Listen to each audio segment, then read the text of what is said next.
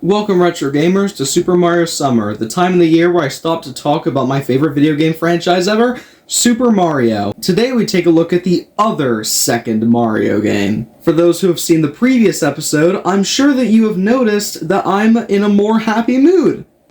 Is that because this game was good? Nope.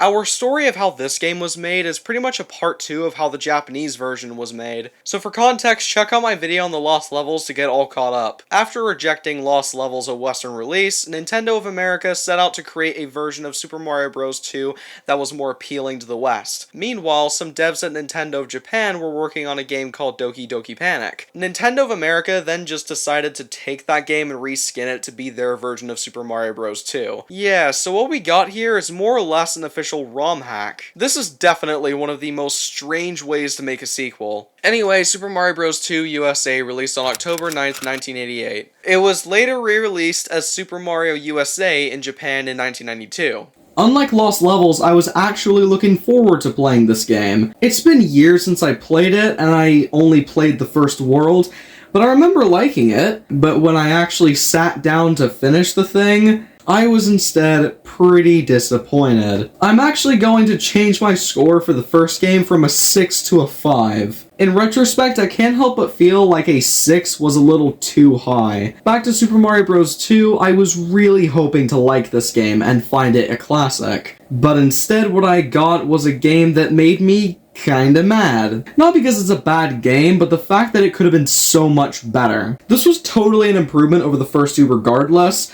but after finishing it for the first time, I just don't see this as an underrated title anymore. I'm getting way ahead of myself though, so let's pull out our vegetables and throw them at Super Mario Bros. 2 USA. The game has us begin with Mario having a dream of something calling for his help to free them from a magic spell. Mario wakes up and sees exactly what was in his dream. For the first time, we do not have a Super Mario game to feature a damsel in distress story! So does that mean that the story is good?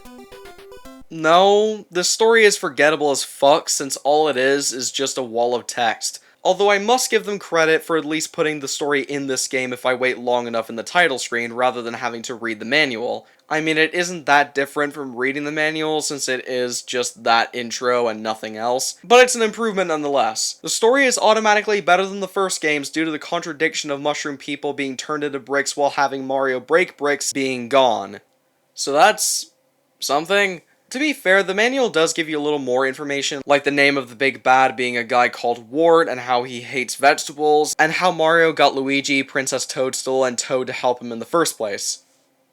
Moving on. Super Mario Bros. 2 USA controls mostly the same as before. Left and right to move, A to jump, and B to speed up. Good thing is that while they haven't quite mastered the controls yet, these are definitely a noticeable improvement from 1's controls. The momentum is nowhere near as crazy as 1's. There's still a little bit of it there, but it's nowhere near as stiff. I also noticed that the controls were more responsive as well. There were almost 0 times where I ran into an enemy because of the game not reacting to my input fast enough. But obviously, Mario is not on this journey by himself, as now we have 4 characters to choose from.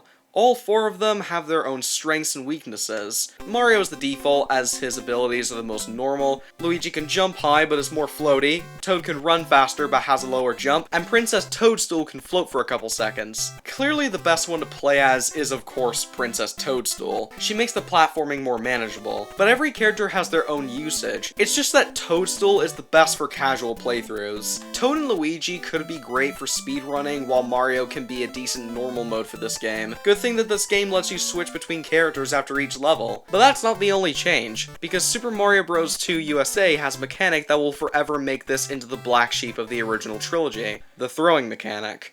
No longer do you kill an enemy by jumping on them. This time you either need to pick up a vegetable and throw it at them, or pick up an enemy and throw it at another. It's an interesting mechanic to say the least, but I am glad that this is the only game in the series that tried this. I can't help but feel like this would be better for a slower paced game. When you implement it in a platformer, it kinda breaks the pace a tad, but hey, it's still more fun than the previous two games, so it could be worse, and it is a little satisfying having a perfectly timed throw hit an enemy at a longer range, as well as this game introducing us to Shy Guys, Bob-ombs, Pokies, Sniffets, and other forgettable enemies that haven't been brought back since. I wonder why. Although there is that one that I won't forget, but that's for later. The rest of the gameplay has some unique changes as well. Power-ups, aside from the mushroom and the star, are gone, and the mushroom has been changed so when every time you grab one, it doesn't just heal you, it even adds a new hit point. This is definitely one of my favorite parts of the game, since it makes this game a little bit more forgiving by default, and rewards you for exploring. You also have the option to walk back towards the left, and it makes all the difference. I don't have to explain why, obviously. This game also has a new way of getting 1-up lives, and it's pretty cool. By pulling out a potion placed in specific places on the ground and throwing them to make a door, and then going through it, you are taken to a different dimension?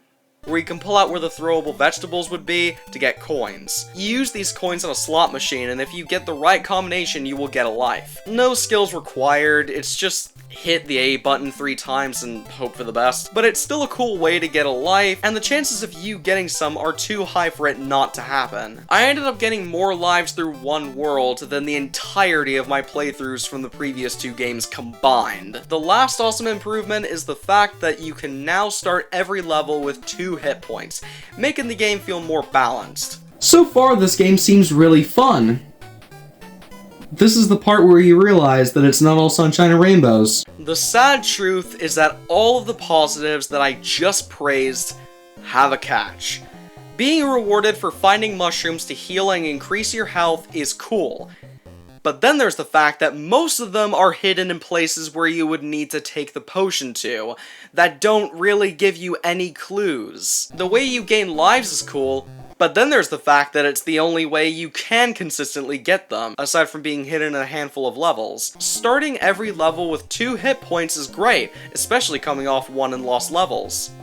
But then there's the fact that 2 is both the minimal and max. So even if you manage to increase your health a great deal in the previous level, you cannot carry that into the next one and instead have to start over from scratch. Such a shame that it came to this, because I am unfortunately not done with criticizing this game, because God help Nintendo with not being able to have all the doors unlocked. Now, sometimes the main path will be blocked off by a locked door, forcing you to go into another room to pick up a big red key.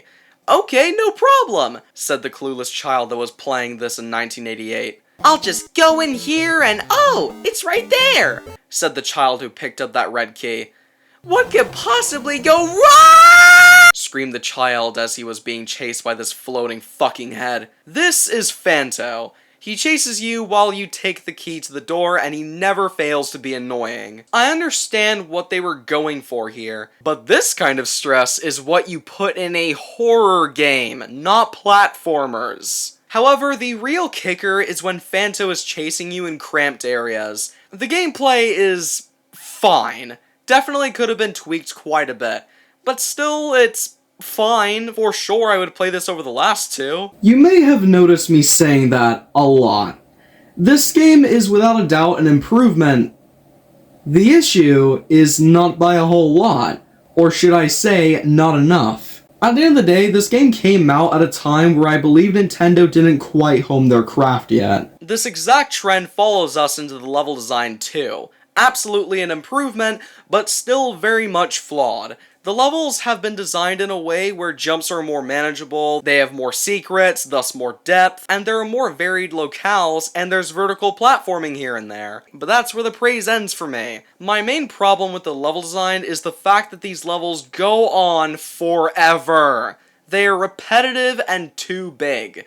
As well as this game having a strange climbing fetish. Seriously, it's crazy for the sheer abundance of climbing there is. This one particular section where I had to climb for seconds and seconds at a time in front of this waterfall sucked. And do you remember what I said in my video on the first game? These controls are so fucking clunky that I can only imagine how much worse they would have been with an ice level.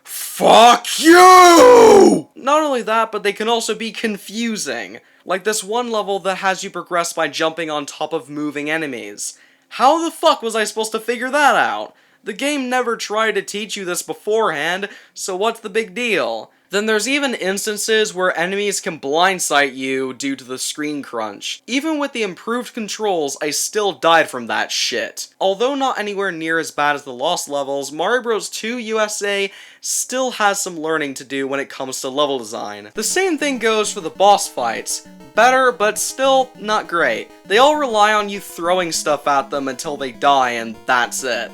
This game does have a lot of these mini-boss fights with a new character who became a mainstay, Birdo. They work in the same way, just pick up those eggs and chuck them at it, but they do occasionally mix it up with you needing to pick up these mushroom blocks instead of eggs. I don't like the fight against Mauser. It's just based on luck given how pitiful the blast radius of the bombs are in this game, so you just throw them and hope that Mauser is in the right place at the right time. The final battle with Wart is the last one of note because you have to throw vegetables in his mouth. It's okay, I guess. Definitely better than Bowser from the first two. It's just annoying to try and catch vegetables while he rains these glass balls or something down on you. But with enough hits, you will beat Wart and end the game. The presentation is one of the few things in this game that made a great improvement from 1 with only a few issues. This game just looks nice. The colors are more vibrant, the sprite quality is better without looking overly detailed and ugly, and keeping with the simple cartoony style. Even though the box art doesn't show it, this game gives us our very first look of Mario's more modern design, with the blue overalls, red shirt, and whatnot. Every character looks great with a lot of personality to their designs. The presentation isn't all great though, because after a couple of worlds, it starts to look pretty samey and rely on the same color palettes as before. Visually pleasing color palettes, but the same ones nonetheless. Going back to that one level that has the abysmal climbing section, this part just looks straight up bad. The waterfall colors that filled the screen were so bright that it actually started to hurt my eyes. But with all that aside, I'd still say that this game looks good. The soundtrack is another thing that has been nicely improved. This obviously is not as iconic as the first game's soundtrack, but in my opinion, I think it's better actually. Not a masterclass in music, but it's more well composed and catchy. This is yet another soundtrack that I can joyfully hum to.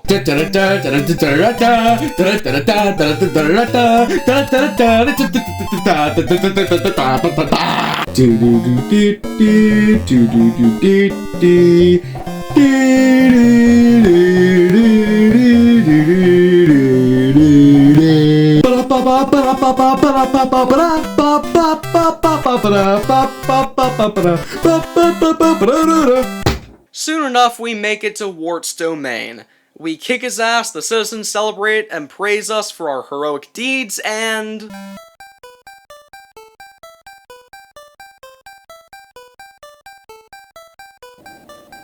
Oh. It was just a false awakening dream. Alright. That has to do it for Super Mario Bros. 2 USA. This game was alright. I appreciate that unlike Lost Levels, USA actually goes through the effort to try and improve on the first game, like the controls, presentation, and in some ways, level design and gameplay. But even then, this game still just didn't age well. The levels go on for far longer than they should, the enemies can still be very annoying, and it still can be very much frustrating. Like I said at the beginning, I was really hoping for this game to hold up very well, but it just didn't. On the scale of quality, I will give Super Mario Bros. 2 from the US of A 6 out of 10. Give it a try. And now we are finally done with this odd era of Super Mario. Next time we meet, it'll be finally time to wrap up the original NES trilogy with Super Mario Bros. 3. Like I said in the last video, I remember liking this game a lot, so I really hope that I will enjoy at least one of the NES games from start to finish. This was Maxdrive you just watched. See you on the other side.